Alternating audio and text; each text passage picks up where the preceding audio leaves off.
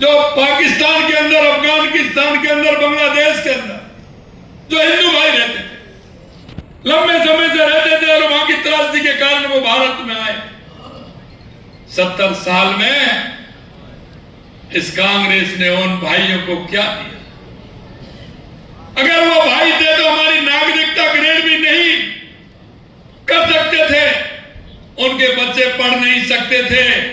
लेकिन मैं धन्यवाद देना चाहूंगा देश के यशस्वी प्रधानमंत्री नरेंद्र मोदी जी को कि सीएए का कानून लाकर उनको नागरिकता भी देने का काम किया और उनके बच्चों को पढ़ाई करने का काम भी दिया और उनको मकान दिला करके, पट्टे दे करके, राजस्थान में तो उनको मकान देने का भी काम हमारी सरकार कर रही है।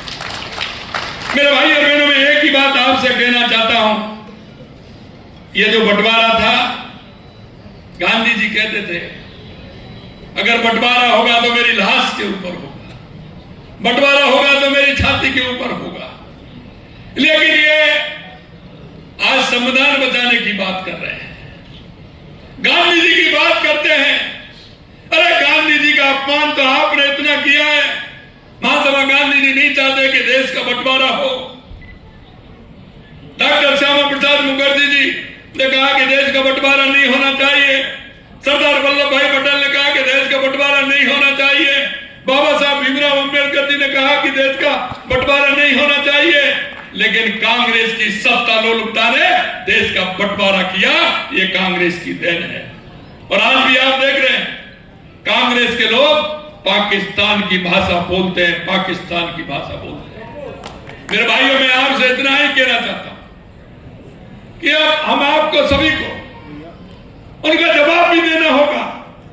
ऐसे आस्तीन के जो सांप है उनको कुचलना भी होगा। और एक बात और मैं कहूंगा, क्योंकि इतिहास याद रखता है, हर पीढ़ी को याद रखता है, इसलिए हमारे उन पूर्वजों ने इस देश की आजादी के लिए अपने आप को समर्पित कर दिया। हजारों सालों की गुलामी जिस तरह की थी, लड़ाई उन्होंने लड़ी थी, जिस तरह से उन्होंने अपने इतिहास को बदलने का काम किया, यह समय आपके लिए भी है। देश को हमें मजबूत बनाना है, एकता अखंडता की मिसाल बना करके चलना है। क्योंकि कांग्रेस के लोग वही भाषा बोलते हैं जो पाकिस्तान बोलता है, वही ये बोलते हैं।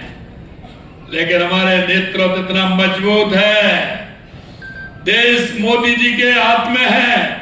देश के यशस्वी प्रधानमंत्री नरेंद्र मोदी जी ने ऑपरेशन सिंदूर करके दिखाया और उनके अड्डों पर मार के दिखाया।